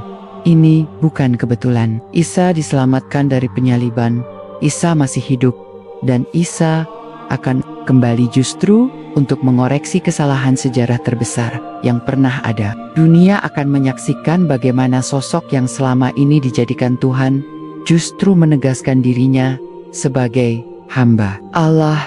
Dunia akan menyaksikan bagaimana salib yang selama ini diagungkan dipatahkan oleh tangan Isa sendiri. Para ulama Aswaja menjelaskan bahwa turunnya Isa adalah bagian dari sunatullah yang menunjukkan bahwa kebenaran selalu menang. Meski harus menunggu berabad-abad, Allah membiarkan kebohongan itu berjalan lama agar ujian bagi manusia sempurna. Siapa yang benar-benar mencari kebenaran akan menemukannya dalam Al-Quran, dan siapa yang mengikuti prasangka akan tersesat. Bayangkan ketegangan di akhir zaman nanti. Dajjal muncul dengan fitnah luar biasa, mengaku sebagai Tuhan, menunjukkan kekuatan yang mengguncang iman. Banyak manusia tergoda, banyak yang tertipu, tetapi di saat itulah Isa turun, menegaskan tauhid, membunuh Dajjal, dan mengembalikan umat manusia pada kebenaran yang satu. Dan pada saat itu, seluruh kontroversi tentang penyaliban akan selesai. Tidak ada lagi ruang untuk perdebatan. Tidak ada lagi tafsir yang berbeda. Isa sendiri yang akan berbicara, Isa sendiri yang akan menjadi saksi. Maka jelaslah, sejarah penyaliban bukan hanya soal masa lalu. Ia adalah prolog dari sebuah klimaks besar yang masih menunggu di masa depan. Kita semua hidup di masa penantian itu. Masa di mana kebohongan masih menjadi arus besar, tetapi kebenaran sudah dijanjikan akan menang. Dalam pandangan Islam, Isa putra Maryam bukan sekadar sosok yang diperdebatkan dalam sejarah penyaliban. Ia adalah bagian dari mata rantai besar kenabian yang dimulai sejak Nabi Adam hingga Nabi Muhammad. Setiap nabi membawa pesan tauhid, mengingatkan manusia agar hanya menyembah Allah. Dan setiap kali pesan itu ditolak, Allah mendatangkan nabi berikutnya sebagai penguat. Isa diutus kepada Bani Israel, umat yang sebelumnya telah menerima begitu banyak nabi, tetapi sejarah Bani Israel penuh dengan pengkhianatan. Mereka membunuh sebagian nabi, menolak sebagian yang lain, dan mempermainkan wahyu yang diturunkan kepada mereka. Isa hadir bukan hanya dengan seruan lisan, tetapi juga dengan mukjizat yang nyata, menyembuhkan orang buta sejak lahir, menghidupkan orang mati dengan izin Allah, dan memberi kabar gembira tentang datangnya seorang Rasul setelahnya bernama Ahmad, yakni Nabi Muhammad. Namun, alih-alih beriman, banyak dari Bani Israel justru bersekongkol untuk menyingkirkannya. Disinilah makar besar itu terjadi. Mereka merencanakan penyaliban, mereka hendak menghapus Isa dari sejarah. Tetapi Allah justru membalikkan rencana itu. Isa diangkat, pengkhianat mereka yang diserupakan, dan sejak itu kisah penyaliban menjadi fitnah panjang yang melintasi zaman. Mengapa Allah membiarkan fitnah ini berlangsung ribuan tahun? Para ulama menjelaskan bahwa inilah bagian dari ujian terbesar umat manusia. Dengan adanya dua narasi yang saling bertolak belakang, narasi penyaliban dari kaum penyimpang dan narasi penyelamatan dari wahyu Allah, manusia diuji. Apakah mereka akan memilih prasangka atau kebenaran? Ujian ini bukan ujian kecil. Ia berlangsung lintas generasi, lintas bangsa, bahkan lintas agama. Miliaran manusia meyakini bahwa Isa mati di kayu salib demi menebus dosa, sementara kaum muslimin meyakini Isa diselamatkan Allah dan akan kembali di akhir zaman. Dua keyakinan besar ini hidup berdampingan, saling bertentangan, hingga hari ini. Disinilah letak ketegangannya. Bagi orang yang mencari kebenaran dengan hati bersih, Al-Quran memberikan jawaban yang tegas dan masuk akal. Setiap manusia bertanggung jawab atas amalnya, tidak ada yang menanggung dosa orang lain. Maka doktrin penebusan dosa runtuh. Isa bukan Tuhan, tetapi Rasul. Isa tidak mati disalib, tetapi diselamatkan. Dan ia masih hidup menunggu waktu yang ditetapkan Allah. Rasulullah Muhammad pun telah memberikan rincian nubuat tentang peran Isa. Di akhir zaman, dalam hadis-hadis sahih disebutkan, Isa akan turun di Menara Putih di Damaskus dengan rambut yang meneteskan air, mengenakan 2 helai kain berwarna kuning. Ketika ia menundukkan kepala, air menetes, dan ketika ia mengangkat kepala, mutiara seperti menetes darinya. Orang-orang beriman akan segera mengenalnya. Karena ciri-ciri itu tidak dimiliki siapapun, Isa kemudian akan bergabung dengan kaum muslimin yang saat itu dipimpin oleh Imam Mahdi. Isa tidak datang dengan membawa syariat baru, tetapi untuk menegakkan syariat Nabi Muhammad. Ia akan sholat di belakang Imam Mahdi sebagai tanda bahwa ia bukan rasul baru, melainkan pengikut Muhammad, penutup para nabi. Lalu Isa akan memimpin kaum muslimin dalam menghadapi Dajjal. Dalam sebuah peristiwa dramatis, Dajjal akan terpojok di pintu gerbang Lod Lida dekat Palestina. Isa akan menusukkan tombaknya, membunuh Dajjal, dan fitnah terbesar dalam sejarah manusia berakhir. Bayangkan ironi sejarah ini. Isa yang dikira kalah di tiang salib, ternyata justru menang di akhir zaman. Isa yang dijadikan simbol kekalahan, justru menjadi simbol kemenangan tauhid terakhir. Isa yang mereka kira mati, justru hidup, turun kembali, dan menutup kisah dengan kebenaran yang nyata. Setelah itu, Isa akan mematahkan salib, membunuh babi, dan menghapus jizyah. Semua agama palsu runtuh, semua simbol kesesatan hancur. Seluruh manusia akan beriman kepada Allah sebagai satu-satunya Tuhan. Tidak ada lagi keraguan, tidak ada lagi tafsir yang bertentangan. Yang tersisa hanyalah kebenaran murni. Isa kemudian akan hidup di bumi selama beberapa tahun, memimpin dengan keadilan. Hadis sahih menyebutkan ia akan hidup selama 40 tahun setelah turun, lalu wafat, dimakamkan di Madinah di samping Rasulullah Muhammad. Dengan itu, rantai nubuat yang dimulai dari Adam ditutup secara sempurna. Maka jelaslah bahwa peristiwa penyaliban palsu bukan sekadar kesalahpahaman sejarah. Ia adalah bagian dari skenario besar Allah. Ujian panjang yang akan berakhir dengan kemenangan kebenaran di tangan Isa sendiri. Isa yang diselamatkan, Isa yang diangkat, Isa yang akan kembali adalah saksi hidup bahwa Allah selalu menepati janjinya. Dan kita sebagai umat Islam berada di tengah panggung sejarah ini. Kita membaca kisah penyaliban bukan sekadar sebagai catatan masa lalu, tetapi sebagai bab yang masih berlanjut, bab yang akan menemukan puncaknya di akhir zaman. Kita sedang menunggu menyaksikan dunia yang kian penuh fitnah, hingga akhirnya Isa turun, dan semua dusta sirna dalam dunia akademik barat sendiri. Kontroversi tentang penyaliban sebenarnya tidak pernah benar-benar selesai. Meski doktrin resmi gereja menegaskan bahwa Isa mati di kayu salib, para sejarawan, arkeolog, dan peneliti teks menemukan begitu banyak kejanggalan.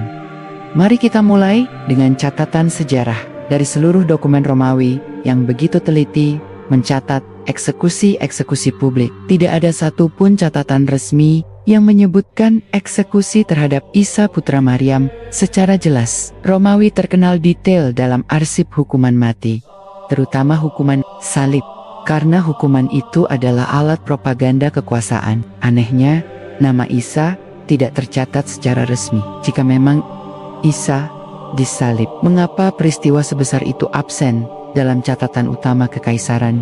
Sebagian peneliti modern berargumen bahwa catatan itu mungkin dihapus atau hilang, tetapi faktanya ada tokoh-tokoh Yahudi lain yang dieksekusi dengan cara disalib pada masa itu, dan semuanya tercatat. Justru hanya Isa yang kabur dari arsip resmi. Kejanggalan ini seakan menjadi penegas ayat Al-Quran Mereka tidak membunuhnya, dan mereka tidak menyalibnya, melainkan yang diserupakan bagi mereka. Kemudian, mari kita lihat kejanggalan dalam teks Injil sendiri. Dalam Injil Markus, yang dianggap tertua, diceritakan bahwa para saksi perempuan datang ke kubur Isa pada hari Minggu, tetapi menemukan kuburnya kosong. Malaikat memberitahu mereka bahwa Isa sudah bangkit. Dalam Injil Matius diceritakan ada gempa besar, dan malaikat turun menggulingkan batu penutup kubur, membuat para penjaga ketakutan. Dalam Injil Lukas, yang memberi versi lain lagi, 2 malaikat menampakkan diri di dalam kubur. Sementara dalam Injil Yohanes, Maria Magdalena bertemu langsung dengan Isa di taman, tetapi tidak mengenalinya pada awalnya. 4 versi ini tidak hanya berbeda, tetapi kontradiktif. Apakah saksi pertama hanya perempuan? Apakah ada gempa? Apakah ada 1 malaikat, 2 malaikat, atau Isa sendiri yang menampakkan diri? Mengapa detail sedramatis itu tidak konsisten? Perbedaan ini begitu mencolok, sehingga para peneliti barat sendiri menyebutnya the resurrection problem, masalah kebangkitan. Lebih jauh lagi, teks tertua yang ditemukan, seperti naskah Codex Sinaiticus dan Codex Vaticanus, menunjukkan adanya variasi dan tambahan dalam bagian akhir Injil Markus, khususnya tentang kebangkitan Isa. Versi asli Injil Markus bahkan berhenti pada pasal 16 ayat 8, dengan para perempuan yang melarikan diri dari kubur dalam ketakutan tanpa menyebut kebangkitan sama. Bagian tentang Isa menampakkan diri setelah kebangkitan baru ditambahkan kemudian. Ini fakta mencengangkan narasi kebangkitan yang menjadi dasar keyakinan penyaliban ternyata tidak ada dalam manuskrip tertua. Dengan kata lain, kisah itu adalah tambahan belakangan, sebuah konstruksi yang dibangun untuk menopang doktrin.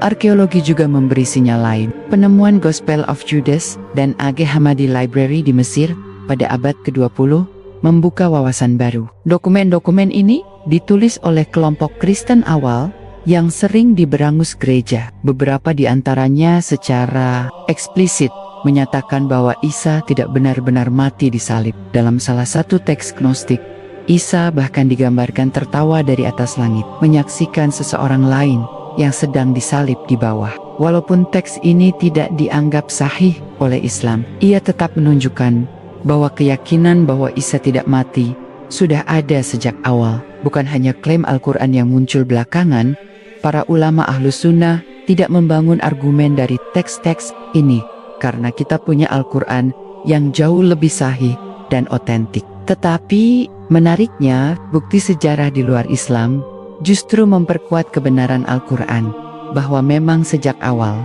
peristiwa penyaliban dipenuhi keraguan, kontradiksi, dan manipulasi. Bahkan di kalangan Kristen awal, ada istilah Docetism yang berarti mereka percaya Isa hanya tampak seolah-olah disalib, padahal sebenarnya tidak. Apakah ini kebetulan ataukah ini gema dari wahyu yang sebenarnya? Dari semua bukti ini jelas bahwa narasi penyaliban tidak pernah kokoh, rapuh dari segi sejarah, rapuh dari segi teks, rapuh dari segi arkeologi, dan yang lebih mengejutkan, rapuhnya narasi itu justru telah Allah ungkapkan dalam satu kalimat di Al-Quran. Mereka dalam keraguan-raguan tentang hal itu. Bayangkan, sebuah kitab yang turun 6 abad setelah peristiwa itu, di tengah gurun Arabia, dari seorang nabi yang ummi, tanpa akses ke arsip Romawi, tanpa pengetahuan tentang perdebatan sekte Kristen, justru memberikan kesimpulan yang persis sesuai dengan hasil penelitian modern. Penyaliban penuh keraguan. Dan kini, setelah 2000 tahun lebih, dunia masih terbelah. Sebagian masih percaya pada narasi penyaliban, sebagian meyakini kebenaran Al-Quran, tetapi sejarah belum selesai. Kelak, ketika Isa turun, seluruh kebohongan itu akan terbongkar di depan mata manusia. Sejak konsili Naisea tahun 325 Masehi, ketika Kaisar Konstantinus menetapkan doktrin resmi bahwa Isa adalah Tuhan yang disalib, lalu bangkit, peradaban Barat berubah secara drastis. Narasi penyaliban dijadikan fondasi teologi, liturgi, bahkan struktur kekuasaan. Salib dijadikan simbol dominasi, bukan sekadar lambang keagamaan. Di Eropa abad pertengahan, salib bukan hanya berada di gereja, tetapi juga di bendera, panji peperangan, bahkan di mahkota raja. Perang salib, sebuah rangkaian perang berdarah yang mengorbankan jutaan jiwa, dinamakan demikian karena salib dijadikan simbol legitimasi. Dengan mengangkat salib, tentara Kristen mengklaim diri sebagai pembela iman. Mereka percaya bahwa menaklukkan negeri-negeri Islam adalah bagian dari misi suci untuk menegakkan salib. Tetapi jika kita kembali kepada fakta asalnya, salib justru adalah simbol kegagalan. Isa, dalam pandangan mereka, mati dengan cara yang hina di tiang salib. Namun narasi itu dibalik. Kegagalan diubah menjadi kemenangan. Salib dijadikan lambang penebusan dosa, meski tidak ada dasar logis maupun historis. Dan sejak itu, seluruh peradaban Eropa berdiri di atas mitos penyaliban. Perhatikan bagaimana narasi ini kemudian digunakan untuk memperkuat kekuasaan politik. Jerea, Katolik Roma, yang mengklaim mewarisi otoritas dari Isa dan para muridnya, menjadikan penyaliban sebagai inti doktrin. Melalui misa, umat diajarkan bahwa mereka harus senantiasa mengenang pengorbanan Isa di kayu salib. Melalui sakramen, gereja mengklaim mampu memberikan ampunan karena darah Isa telah menebus dosa. Dengan cara ini, otoritas gereja menjadi absolut, dan ini bukan sekadar urusan agama. Dari abad pertengahan hingga era kolonialisme, salib menjadi bendera penaklukan. Portugis, Spanyol, hingga Inggris menjadikan misi penyebaran salib sebagai alasan untuk menjajah negeri-negeri jauh, termasuk dunia Islam. Sejarah mencatat armada kolonial berlayar dengan panji salib, membawa misi God, glory, gold Tuhan, kejayaan, dan emas. Tetapi mari kita lihat dari sisi lain, jika penyaliban itu hanyalah fitnah, maka seluruh bangunan peradaban ini berdiri di atas dusta. Bayangkan, sebuah kebohongan yang terjadi 2000 tahun lalu justru menjadi fondasi bagi struktur kekuasaan global hingga hari ini. Inilah salah satu fitnah terbesar dalam sejarah manusia. Narasi penyaliban tidak berhenti di gereja dan politik. Ia juga meresap dalam seni, sastra, dan budaya barat. Lihatlah lukisan-lukisan Renaissance, hampir semuanya menampilkan adegan penyaliban. Dari Michelangelo hingga Raphael, dari patung hingga fresko, salib mendominasi imajinasi artistik Eropa. Musik klasik pun penuh dengan oratorio dan misa yang menceritakan penderitaan Isa di salib. Bahkan dalam film-film modern Hollywood, kisah penyaliban selalu muncul sebagai tema abadi, entah secara langsung atau simbolik. Semua ini menunjukkan betapa kuatnya narasi penyaliban membentuk peradaban barat. Tetapi pada saat yang sama, ia adalah narasi yang rapuh. Karena sekali kebenaran dibuka, seluruh fondasi ini goyah. Dan itulah yang ditakuti jika dunia menerima bahwa Isa tidak mati disalib, melainkan diangkat Allah. Maka seluruh doktrin teologi yang menopang peradaban barat selama ribuan tahun runtuh dalam sekejap. Inilah mengapa, meskipun bukti-bukti arkeologi dan sejarah menunjukkan keraguan besar, narasi penyaliban tetap dipertahankan dengan segala cara. Universitas-universitas besar, lembaga riset, bahkan media massa modern masih memutar ulang narasi lama. Mereka membungkusnya dengan kata-kata akademis, tetapi pada dasarnya mereka sedang menjaga pondasi peradaban mereka agar tidak runtuh. Namun, sekali lagi, Al-Quran telah mendahului semuanya. Al-Quran tidak hanya membongkar kebohongan itu, tetapi juga menegaskan bahwa kebohongan itu akan terus menjadi fitnah hingga akhir zaman. Dan kelak, Isa sendiri yang akan menghancurkannya. Dengan turunnya Isa, salib yang selama ini menjadi simbol peradaban barat akan dipatahkan di depan mata dunia. Saat itulah, semua kekuatan politik dan budaya yang berdiri di atas penyaliban akan kehilangan legitimasi. Barat, yang selama ini menjadikan salib sebagai lambang, akan berhadapan dengan kenyataan bahwa lambang itu palsu. Isa, yang mereka kira mati di salib, justru akan kembali hidup, berjalan di bumi, memimpin umat manusia dengan keadilan. Maka jelaslah, fitnah penyaliban bukan sekadar kesalahpahaman sejarah. Ia adalah fondasi dari sebuah peradaban global. Dan inilah yang membuat isu penyaliban begitu sensitif, begitu dijaga, begitu dipertahankan. Karena runtuhnya narasi ini berarti runtuhnya bangunan raksasa yang telah berdiri selama 2 milenium. Jika kita amati sejarah modern, kita akan menemukan bahwa isu penyaliban tidak berhenti sebagai persoalan teologi, melainkan merembes ke ranah politik global. Barat, yang peradabannya berdiri di atas narasi penyaliban, terus menjadikan salib sebagai simbol legitimasi dalam konflik dengan dunia Islam. Mari kita lihat ke Palestina. Tanah suci ini adalah tempat di mana Isa lahir, berdakwah, dan diangkat oleh Allah. Di tanah inilah pula mereka mengklaim Isa disalib. Palestina menjadi pusat sengketa sejak ribuan tahun lalu. Dan hingga hari ini, konflik itu belum berakhir. Tidak bisa dipungkiri, mitos penyaliban memberi justifikasi teologisis bagi sebagian kelompok barat untuk mempertahankan pengaruh di tanah suci. Mereka menyebutnya tanah penebusan, tanah darah Kristus. Padahal, Islam menegaskan tidak ada darah Isa yang tertumpah di sana.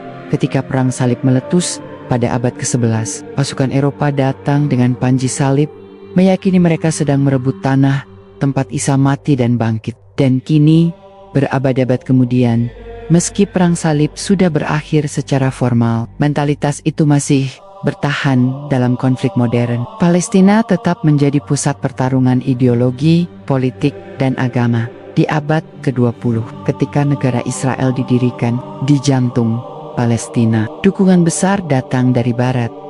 Banyak tokoh politik Eropa dan Amerika melihat proyek itu bukan sekadar urusan geopolitik, tetapi juga terkait dengan nubuat dalam tradisi mereka, nubuat yang berakar pada narasi penyaliban dan kebangkitan Isa. Dengan kata lain, dukungan Barat terhadap Israel tidak bisa dilepaskan dari keyakinan religius yang salah tentang Isa. Lebih jauh lagi, dalam perang dan invasi modern, narasi salib masih sering muncul. Ketika Amerika Serikat memulai invasi ke Irak pada tahun 2003, Presiden George 8 Bush pernah menyebut operasi itu sebagai perang salib. Meski kemudian ia menarik ucapannya, kata itu sudah cukup untuk menunjukkan bahwa dalam benak sebagian pemimpin Barat, konflik dengan dunia Islam masih dipandang dalam kerangka lama Islam versus salib. Bahkan dalam simbol-simbol militer, salib masih digunakan. Banyak pasukan Barat, terutama dari Eropa, yang masih menempatkan salib di lambang bendera atau seragam mereka. Dari pesawat tempur hingga kendaraan lapis baja, salib sering hadir sebagai tanda identitas. Ini mengingatkan kita pada pasukan abad pertengahan yang membawa panji salib ke tanah Muslim, seolah-olah sejarah berulang dengan wajah baru. Tetapi di sisi lain, Islam memandang narasi penyaliban justru sebagai fitnah yang menjadi bahan bakar konflik ini. Selama Barat bertahan pada keyakinan bahwa Isa mati disalib, mereka akan terus menjadikan salib sebagai lambang legitimasi. Namun, kebenaran terungkap bahwa Isa tidak mati disalib, bahwa Isa diselamatkan, bahwa Isa akan turun kembali. Seluruh legitimasi itu akan hancur. Inilah mengapa konflik modern antara Islam dan Barat tidak bisa dipisahkan dari perbedaan mendasar dalam melihat Isa.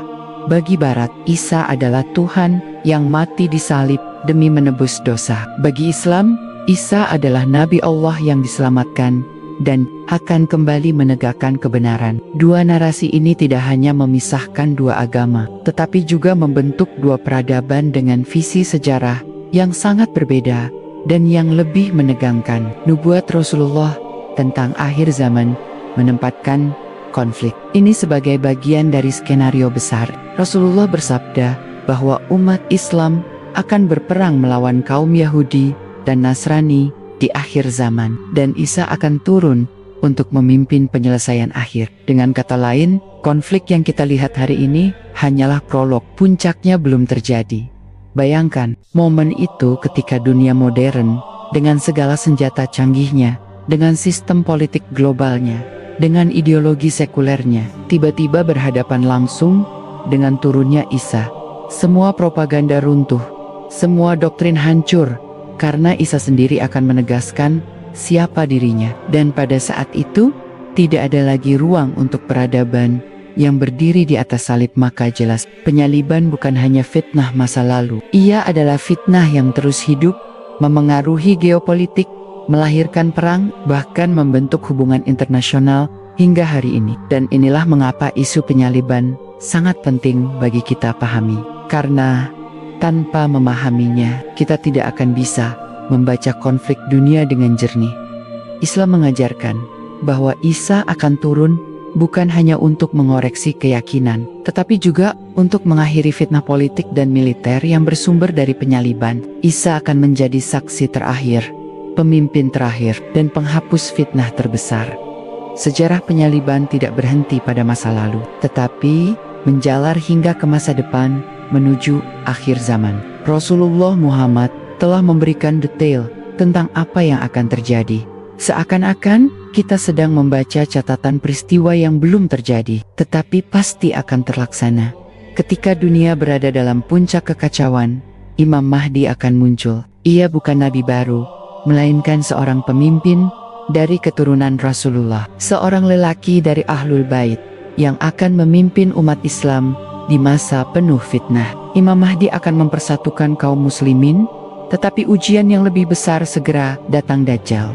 Dajjal adalah fitnah terbesar sepanjang sejarah manusia. Ia akan tampil dengan kekuatan luar biasa, mengaku sebagai Tuhan, membawa ilusi-ilusi menakjubkan yang mampu mengguncang iman banyak orang. Ia akan menyebarkan tipu daya dari satu negeri ke negeri lain, hingga hampir semua manusia tergoda olehnya.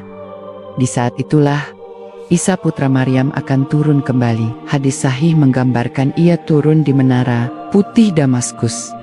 Rambutnya meneteskan air, wajahnya bercahaya. Orang-orang beriman segera mengenalnya. Isa turun bukan sebagai nabi baru, melainkan sebagai pengikut Rasulullah Muhammad, melanjutkan syariat Islam, menegakkan kebenaran terakhir. Isa akan memimpin bersama Imam Mahdi, tetapi peran puncaknya adalah menghadapi Dajjal dalam sebuah momen dramatis di pintu gerbang Lot, dekat Palestina. Isa akan membunuh Dajjal dengan tombaknya. Fitnah terbesar pun berakhir, dan sejak itu dunia memasuki era keadilan.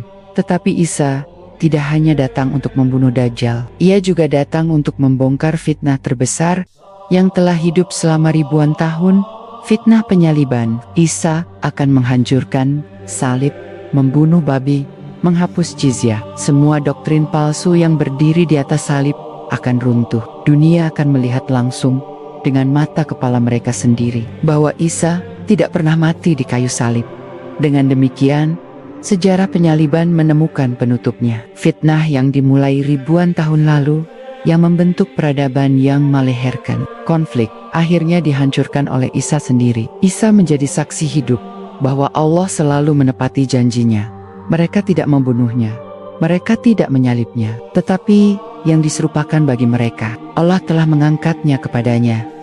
Isa kemudian akan hidup di bumi selama 40 tahun, memimpin dengan keadilan, hingga akhirnya wafat. Ia akan dimakamkan di Madinah, di samping makam Rasulullah Muhammad, Abu Bakar, dan Umar. Dengan itu, rantai kenabian benar-benar tertutup. Dari Adam hingga Muhammad, dengan Isa sebagai saksi terakhir. Maka, sejarah penyaliban bukan sekadar babak kelam masa lalu. Ia adalah sebuah ujian panjang yang Allah biarkan berlangsung, agar manusia ditantang untuk memilih antara prasangka dan wahyu. Ia adalah cermin yang memperlihatkan bagaimana sebuah kebohongan bisa membentuk peradaban, tetapi juga bagaimana satu kebenaran bisa menghancurkan segalanya. Dan pada akhirnya, kebenaran itu akan menang, karena Isa akan kembali, bukan sebagai Tuhan, bukan sebagai simbol kekalahan, tetapi sebagai hamba Allah, saksi sejarah, dan pembawa keadilan terakhir. Kita telah membuka lembar demi lembar sejarah yang penuh misteri. Kita telah melihat bagaimana penyaliban yang selama ini dianggap fakta tak terbantahkan, ternyata penuh kontradiksi, manipulasi, dan kebohongan. Kita telah menyaksikan bagaimana narasi itu membentuk peradaban barat, melahirkan perang, bahkan memengaruhi politik global hingga hari ini. Tetapi kita juga telah melihat Bagaimana Islam melalui Al-Quran dan hadis-hadis sahih membongkar semuanya dengan satu kalimat tegas, Isa tidak disalib. Allah menyelamatkannya, dan kelak di akhir zaman Isa sendiri akan turun untuk membuktikan kebenaran itu. Ia akan menghancurkan salib, menghapus fitnah, dan menutup kisah panjang sejarah manusia dengan keadilan. Maka sejarah penyaliban adalah sejarah tentang fitnah dan kebenaran, tentang kebohongan yang bertahan ribuan tahun, dan tentang janji Allah yang pasti ditepati. Dan kita, sebagai umat Islam, memiliki kehormatan untuk mengetahui kebenaran ini sejak awal, sebelum seluruh dunia menyaksikannya dengan mata kepala sendiri. Inilah kisah yang tersembunyi, inilah rahasia besar yang kini terbuka, sejarah penyaliban, fakta, interpretasi, dan kontroversi yang pada akhirnya hanya meninggalkan satu kebenaran, Isa tidak disalib. Semoga kisah ini bisa menambah wawasan Anda semua. Jangan lupa juga like, komen, dan subscribe, serta share video ini agar makin banyak orang yang mengetahui kebenaran ini. Wassalamualaikum warahmatullahi wabarakatuh.